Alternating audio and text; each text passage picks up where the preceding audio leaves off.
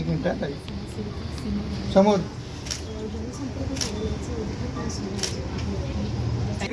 अरे मागे ना मित्रा परत बोलशील हलवतो म्हणून तुला मागे सारखा जागा देतोय ना सर अजून मागे सर या मागे हे तुला भरपूर जागा देतो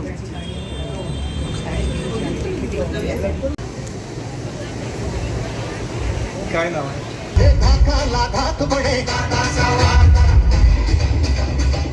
संपूर्ण महाराष्ट्रामध्ये महिलांच्या या ठरावासाठी विशेष ग्रामसभा झाल्या आणि महिलांना सन्मान देणारा दृष्टिकोन बदलण्यासाठी एक पाऊल पुढे आपण टाकलं. खरं तर या महिला सुरक्षितेबरोबरच तिला सन्मान आणि आर्थिक नियोजन चांगल्या पद्धतीचं करता यावं म्हणून परवा कालच्या दादांच्या अर्थसंकल्पामध्ये सुद्धा आपण पाहिलं की मॉलमध्ये सुद्धा आमच्या महिला भगिनींनी आता तिच्या बचत गटाच्या माध्यमातून जी वस्तू बनवली जाते त्याची या विक्रीसाठी तिला आता मॉलमध्ये सुद्धा स्थान मिळणार. बचत गट आणि त्याचबरोबर लाडकी बहिणीचे जे मानधन मिळतात त्या माध्यमातून अनेक महिलांनी आपले छोटे मोठे उद्योग व्यवसाय सुरू केले. आता यांच्या अंमलबजावणीसाठी चांगल्या पद्धतीच्या योजना पुढे येतात. आशा वर्कर असेल, अंगणवाडी सेविका असेल यांच्या माध्यमातून चांगल्या पद्धतीचं काम होत आहे आणि यांना पाठबळ देण्यासाठी शासन कटिबद्ध आहे. आणि म्हणून मला आवर्जून सांगायचंय या मातृशक्तीच्या पाठीमागे महायुती सरकार खंबीरपणे उभे राहिलंय. आता आपली जबाबदारी आहे आपण ही महिला भगिनींनी एकत्र येत या महायुती सरकार बरोबर तर आपण सगळ्या बहिणी आहोतच पण इथून पुढच्या समाजाच्या अनिष्ट रूढी परंपरा यांच्या विरोधात ठामपणे उभे राहत असताना आपल्यातली मातृशक्ती ही जागृत ठेवायची आहे आणि हा संकल्प आपण सगळ्यांनी या निमित्तानं करूयात. या भागामध्ये आनंदजी असतील, नजीबाई असतील अतिशय उत्तमरित्या काम करतात. महानगरपालिका असेल त्याचबरोबर प्रशासन त्यांच्या माध्यमातून होणारी नागरिकांची समस्या त्या सोडवण्यासाठीची तत्परता हे सातत्याने ही कामं करत राहतात. आणि म्हणून या सगळ्या लाडक्या बहिणी आपल्या या दोन लाडक्या भावांच्या पाठीशी ठामपणे आहेत असं आपण त्यांना हात उंच करून सांगूयात की आम्ही सगळे तुमच्या दोघांबरोबर आहोत. त्याच्यामुळे आमच्या या सगळ्या लाडक्या बहिणीचा पाठिंबा या दोन भावांना आहेत. आजच्या या कार्यक्रमाला आपण मला आमंत्रित केलं, मला मान सन्मान दिला त्याबद्दल मी आपल्या सगळ्यांचे मनापासून आभार व्यक्त करते. आणि हेमंतजी, सीमाताई आपण अतिशय उत्तमरित्या कार्यक्रम आयोजित केला. 2 दिवसापूर्वीच खरं तर आनंदजी आपलं बोलणं झालं आणि 2 दिवसाची ही सगळी तयारी आहे. मला आश्चर्य वाटलं की 2 दिवसाच्या या तयारीमध्ये आपण अतिशय चांगल्या पद्धतीचा उपक्रम या ठिकाणी राबवलाय. ज्यांना या ठिकाणी बक्षीस मिळालं त्यांचे देखील मी मनापासून आभार व्यक्त करते. आणि स्वप्नीलजी आपल्याला पुन्हा पुढे कार्यक्रम घेऊन जायचा आहे. आमच्या महिला भगिनी सायंकाळचा स्वयंपाक करून बरोबर ना निम्मा केलाय निम्मा ठेवलाय का सगळा करून आलोय कारण आमच्या महिला भगिनी उत्तम मॅनेजमेंट गुरु असतात. कार्यक्रम पाहायला जायचंय म्हणजे 5 वाजता स्वयंपाक करून सगळ्या जणी इथं आलेत ना त्याच्यामुळे तुमचा कार्यक्रम पाहण्यासाठी आले. इतक्या सुंदर कार्यक्रमाचं नियोजन करत असताना हा निखळ आनंद माझ्या या माई माऊलीला मिळावा यासाठी तुम्हाला मनापासून शुभेच्छा. पुन्हा एकदा मी आपल्या सगळ्यांचे मनापासून आभार व्यक्त करते आणि थांबते. धन्यवाद. जय हिंद, जय महाराष्ट्र, जय राष्ट्रवादी.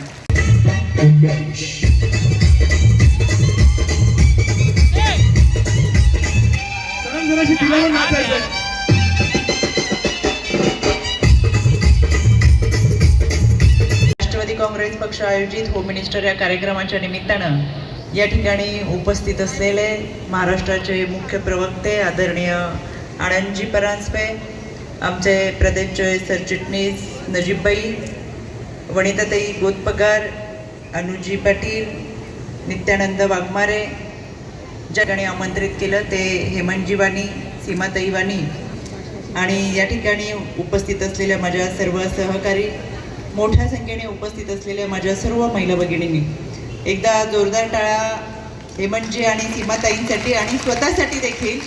स्वतःसाठी वाजवताना जोरात वाजूयात. दररोजच्या धक्काधक्कीच्या जीवनामधून थोडासा वेळ काढून आज आपण या होम मिनिस्टरच्या कार्यक्रमाच्या निमित्तानं या ठिकाणी उपस्थित राहिलात. खरं तर स्वप्नीलजी जाधव यांचा खेळ मला पाहायला आवडला. खूप सुंदर पद्धतीचं ते सहज संवाद करत होते. आमच्या सगळ्यांच्या वतीनं तुम्हाला मनापासून शुभेच्छा. एकदा जोरदार टाळ्या आपल्या स्वप्नील दादासाठी. निखळपणाने आणि मोकळेपणाचा संवाद साधणं आमच्या महिला भगिनींशी तुम्ही बोलताना त्यांच्या चेहऱ्यावर जे हसू होतं ते कोणत्याही बाजारामध्ये विकत मिळणार नाही. हा आनंद तुम्ही आम्हाला दिलेला आहे. आज या भागामध्ये येण्यापूर्वी आपल्या ठाणे शहर जनसंपर्क कार्यालयाचं देखील उद्घाटन केलं आणि मला खात्री आहे हेमंतजी असतील, सीमाताई असतील यांच्या माध्यमातून अतिशय चांगल्या पद्धतीचा जनसंपर्क करत नागरिकांचे प्रश्न सोडवण्यासाठी ते तत्पर राहतील. राज्याचे उपमुख्यमंत्री तथा वित्तमंत्री आदरणीय अजितदादा यांनी कालच अर्थसंकल्प जाहीर केला आणि सर्वाधिक निधी हा महिला बाल विकास विभागाला दिला, म्हणजेच आमच्या महिला भगिनींना दिला. राज्यातल्या तमाम महिला भगिनींच्या वतीने मी आदरणीय दादांचे मनापासून आभार व्यक्त करेल. महिलांच्या सबलीकरण, सक्षमीकरण आणि सुरक्षिततेसाठी दिलेला हा निधी निश्चितपणाने मातृशक्तीचा सन्मान करणारा आहे आणि म्हणून राज्याच्या अर्थमंत्र्यांचे मी मनापासून आभार व्यक्त करते. आज या ठिकाणी होम मिनिस्टरचा कार्यक्रम आयोजित केलेला आहे. खरं तर आमचे सहकारी आनंद असतील, नजीबाई असतील, सातत्याने कोणत्या ना कोणत्या कार्यक्रमाचं आयोजन करत आपल्याशी संवाद साधत असतात, संपर्क ठेवत असतात. आज या होम मिनिस्टरच्या कार्यक्रमाच्या निमित्तानं काही क्षण आपल्याला आनंदाचे मिळावेत यासाठी या कार्यक्रमाचं आयोजन केलेलं आहे. मला या माध्यमातून आपल्या सगळ्यांशी संवाद साधताना मनाला समाधान वाटतोय. मला येण्यापूर्वी पत्रकारांनी प्रश्न विचारला की राज्य महिला आयोगापर्यंत जर ग्रामीण भागातल्या महिला पोहोचू शकल्या नाही तर आपण काय करू शकतो. मला आवर्जून या माध्यमातून आपल्याला सगळ्यांना सांगायचे, गेले 3 वर्षापूर्वी मला राज्य महिला आयोगाचं पद मिळालं आणि महाराष्ट्रातली मी पहिली अध्यक्ष आहे जिचं आयोगाचं अध्यक्षपद परत तिला रिपीट केलं गेलं.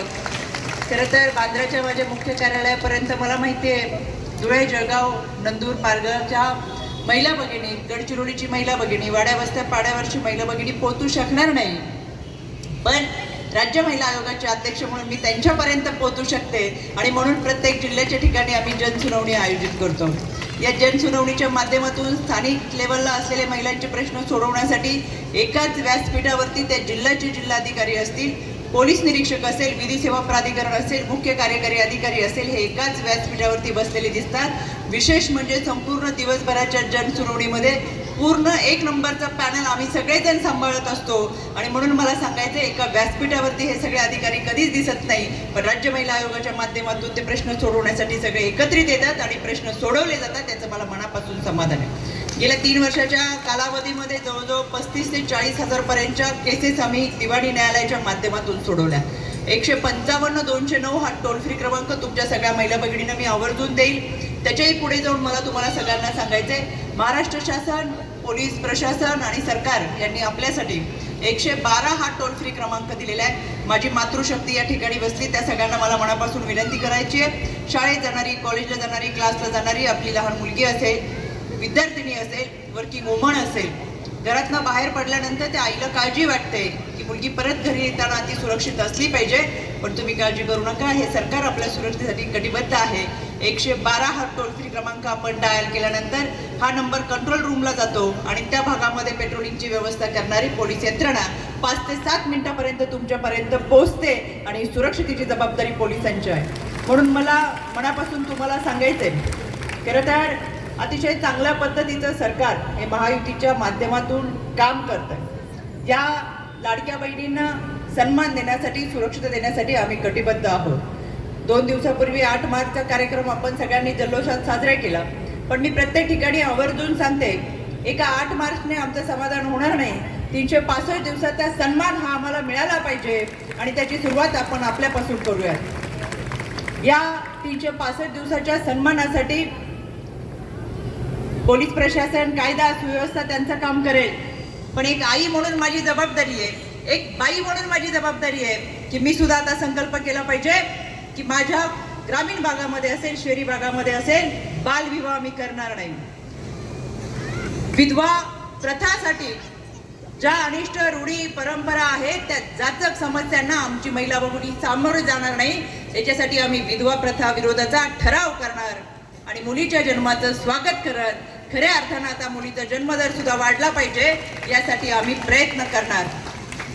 राज्य महिला आयोगाचा मुख्य उद्देश हे शासनाला शिफारस करणं आहे आणि म्हणून मी 26 फेब्रुवारीला राज्य शासनाला शिफारस केली की 8 मार्च रोजी संपूर्ण महाराष्ट्रात महिलांच्या विषयासाठी विशेष ग्रामसभा व्हाव्यात. याबद्दल मी राज्याच्या महिला व बालविकास मंत्री आदित्यताई तटकरे व ग्रामविकास मंत्री यांचे मनापासून आभार व्यक्त करेन.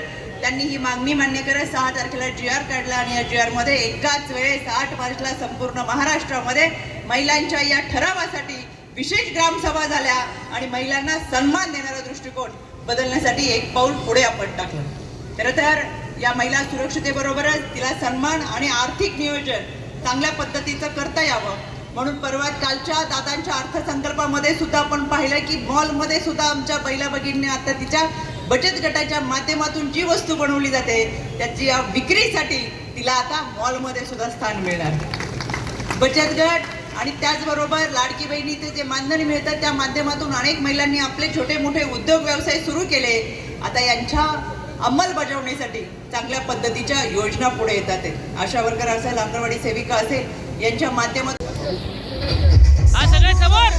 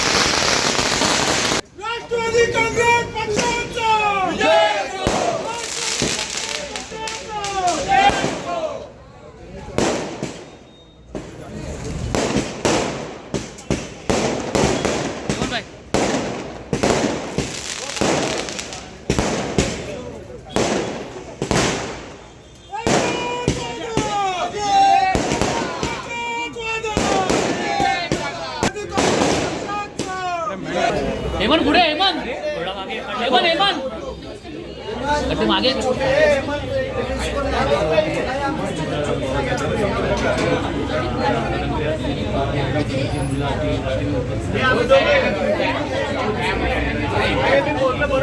समोर समोर मॅडम, मॅडम समोर समोर एक लुक समोर काही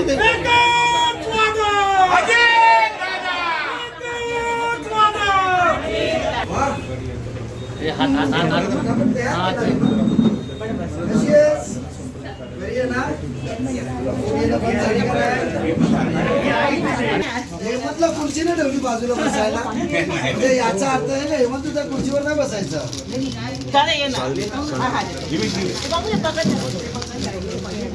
हेमंत थोडा बुके खाली घे.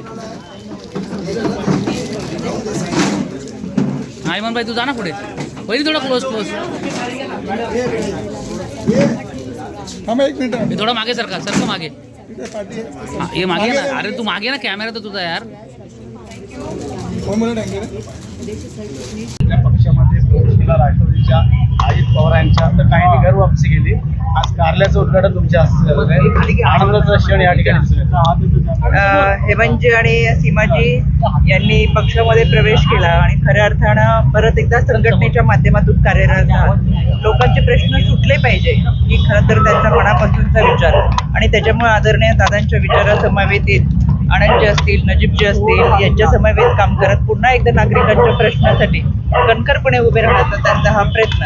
आणि म्हणून आज या ठिकाणी जनसंपर्क कार्यालयाचं उद्घाटन केलंय. खरं तर जनसंपर्काचे सर्वसामान्य नागरिकांचे, महिलांचे, युवकांचे, विद्यार्थ्यांचे जे काही प्रश्न आपल्या माध्यमातून सोडवता येतील, प्रशासनाच्या माध्यमातून सोडवता येतील, यासाठीचा प्रयत्न हा वाणी कुटुंबियांकडून होईल. आणि मला मनापासून खात्री आहे अतिशय चांगल्या पद्धतीचं काम त्यांनी यापूर्वीही केलेलं आहे आणि आदरणीय दादांच्या मार्गदर्शनाखाली उत्तमरित्या काम इथून पुढे देखील त्यांचं सुरू राहील. मॅडम, लाडक्या बहिणीला घेऊन आता महाविकास आघाडीकडनं खापर फोडलं जाते. वित्तमंत्री अजितदादा यांच्यावरती लाडक्या बहिणीसाठी 2100 रुपयासाठी तरतूद केली नाही असं देखील आता बोललं जातं. मात्र येणाऱ्या काळात महिलांच्या चेहऱ्यावरती पुन्हा कशा प्रकारचा आनंद असतो? दादांनी जो शब्द दिला तो पूर्ण केला. लाडक्या बहिणींसाठीची जी योजना आणली याच्यामध्ये आपण पाहत आहे, मागच्या अर्थसंकल्पामध्ये ज्यावेळेस लाडकी बहीण योजना मांडली तेव्हापासून विरोधकांची पोटदुखी सुरू झाली होती आणि म्हणून याच लाडक्या बहिणींना योजनेचे पैसे मिळू नये म्हणून कोर्टापर्यंत जाणारे हेच विरोधक होते. बाहेर जरी माध्यमांसमोर विरोध केला तरी हेच आमदार त्यांच्या मतदारसंघामध्ये बॅनरबाजी करत लाडकी बहिणी योजनेचे सगळे फायदे त्यांनी घेतलेले आहेत. त्याच्यामुळे सुरुवातीपासूनच विरोधकांनी विरोध करणं हा एककल्पी कार्यक्रम लावलेला आहे. त्याच्यामुळे विरोधकांचं कामच आहे विरोध करणं. पण आपण पाहताय ज्या पद्धतीने लाडकी बहीण योजना यशस्वी झाली, राज्य सरकारच्या योजनांमधली सर्वात यशस्वी ठरलेली ही लाडकी बहीण योजना आहे, ज्याच्यामध्ये केवळ शहरी भाग नाही तर ग्रामीण भाग, वाड्या वस्ती आणि पाड्यांपर्यंतच्या महिला भगिनींना आर्थिक पाठबळ देण्याचं काम या लाडकी बहीण योजनेच्या माध्यमातून झालं. त्याच्यामुळे विरोधकांनी कितीही टीका केला तर दादांनी आवर्जून सांगितलंय की मी जो काही शब्द दिलाय तो तत्परतेने आत्ता नाही पण मी नक्की पूर्ण करेन. त्याच्यामुळं मला असं वाटतं की विरोधकांना टीका करणं हे त्यांचं काम आहे, ते त्यांनी ते करत राहावं. त्यांना शुभेच्छा. महाराष्ट्रात बघितलं तर पुण्यानंतर ठाण्यात देखील अनेक तक्रारी वाढायला महिला संदर्भातला या संदर्भातल्या अनेक तक्रारी तुमच्याकडे देखील आल्या आहेत. त्यामुळे सक्षम महिला करण्यासाठी तुमच्याकडे कसं पाऊल असलेलं पुढचं? खरं तर आपण जो NCRBचा अहवाल पाहिला 2021-22 मध्ये जो रेट होता तोच 23-24चा आहे. कन्व्हिन्शन रेट वाढल्यामुळे गुन्ह्यांची नोंद मोठ्या प्रमाणात होतीये आणि खऱ्या अर्थानं आम्ही महिलांना सबल सक्षम करत असताना सुरक्षित देण्यासाठीचा जो आमचा प्रयत्न आहे त्याच्यासाठी आम्ही कटिबद्ध आहोत. पण त्यांच्याकडे ज्या अन्यायाच्या घटना घडतात आहेत, अत्याचाराच्या घटना घडतात आहेत, त्या येऊन त्यांनी ठामपणे मांडाव्यात. त्यांना न्याय देण्याची भूमिका आमची आहे. हा शब्द त्यांना विश्वास वाढवणार आणि खात्री देणार आहे. आणि म्हणून मला असं वाटतं वेगवेगळ्या व्यासपीठावर म्हणजे मेल करून असेल, टोल फ्री नंबर दिलेले आहेत, भरोसा सेल आहे, निर्भया पथक आहे, बीट मार्शल आहे, दामिनी पथक आहे, त्याचबरोबर या सगळ्या माध्यमातून भरोसा सेलच्या माध्यमातूनही असेल मोठ्या प्रमाणात तक्रारींची नोंद महिलांकडून केली जाते आणि त्यांना न्याय दिला जातोय. अजूनही समाजामध्ये असलेली ही विकृती आपल्याला टिटून काढायची आणि त्याच्यासाठी आपण सगळ्यांनी एकत्रित काम करावं इतकं नक्की मी आपल्या मला वाटतं याबाबत वरिष्ठ आपल्याशी चर्चा करतील. आम्हाला याबाबतची कल्पना नाही. पुन्हा एकदा रोहिणी खडसे यांनी तुमच्यावर आरोप प्रत्यारोप टीका केलेली आहे. त्यांचं म्हणणं चांगलं आहे, मेकअप करून पक्षाच्या कार्यक्रमात मटकण्याचं एवढंच काम आहे. महिला आयोग म्हणून एका पक्षाचे नाही. राज्य महिला आयोगाची गरिमा फार मोठी आहे. ज्यांचा अभ्यास नाही आहे त्यांच्याबद्दल आपण काय वक्तव्य करणार. गेले 2 वर्षात फक्त साड्या आणि टिकलींवरती आंदोलन करणारी पुढची 5 वर्षही त्याच्यावरतीच आंदोलन करणार आहेत. कारण की तेवढी वैचारिकता नाही की आपण कुठला विषय मांडावा. त्याच्यामुळे मला असं वाटतं की आपण या लोकांवरती चर्चा करण्यापेक्षा आणि त्यांच्या प्रश्नांना उत्तरं देण्यापेक्षा आपण चांगल्या पद्धतीचं काम करतोय. विरोधातल्या महिला सुद्धा माझ्यावर फिदा आहेत. त्याच्यामुळे साडी आणि टिकलीच्या पुढे त्या जात नाहीयेत. मला कौतुक वाटतंय सगळ्या गोष्टी. तुमचं नाव घेतल्याच्या पुढे त्यांचं देखील. आणि दुसरी गोष्ट खडसेबाईंना खरं तर संघटना त्यांच्याकडे आता जी आहे ती मी बांधलेली आहे. त्यांच्या सगळ्या पदाधिकाऱ्यांना मी नियुक्तीपत्र दिलेली. ती संघटना त्यांना चालवता येत नाहीये. पण तरी सुद्धा सुब्रा सुळेंना खुश करण्यासाठी रुपाली चाकणकरवर वक्तव्य केल्यानंतर कुठेतरी आपण मीडियाला दिसू म्हणून कदाचित वक्तव्य करत असतील. काल दिवसभर कार्यक्रम केले, कुठेही बातमी झाली नसेल, पण रुपाली चाकणकरवर बोलल्या बातमी झाली का नाही. ही ताकद आहे रुपाली चाकणकर. सल्ला देणार का पक्षवाढीसाठी या पुढे? सल्ला द्यायची गरज नाहीये. पक्षाने जबाबदारी दिली ती जबाबदारी पेलली पाहिजे. ही विधानं जी आहेत, स्वतःच्या 6 टर्म सुरक्षित असलेला वडिलांचा मतदारसंघ लेकीला 2दा देऊनही साम दाम दंड भेद वापरूनही वडिलांचं नाव वापरूनही निवडून येत नाही. त्याच मतदारसंघातून भाऊजाई निवडून जाते, वडील निवडून जातात, आपण जात नाही. त्याचं आत्मचिंतन करणं फार गरजेचं आहे. आणि राहिला विषय दुसऱ्यांच्या कमेंट वाचा म्हणणाऱ्यांनी स्वतःचे कमेंट बॉक्स बंद केलेत. शेवटी वार केला तर प्रतिवार झेलाला सुद्धा खमकं नेतृत्व लागतं आणि ताकद लागते. ती आम्हाला. शेवटचा प्रश्न, महिलांना तक्रारी तुमच्याकडे पोहोचण्यापर्यंत मुंबई गाठावी लागते.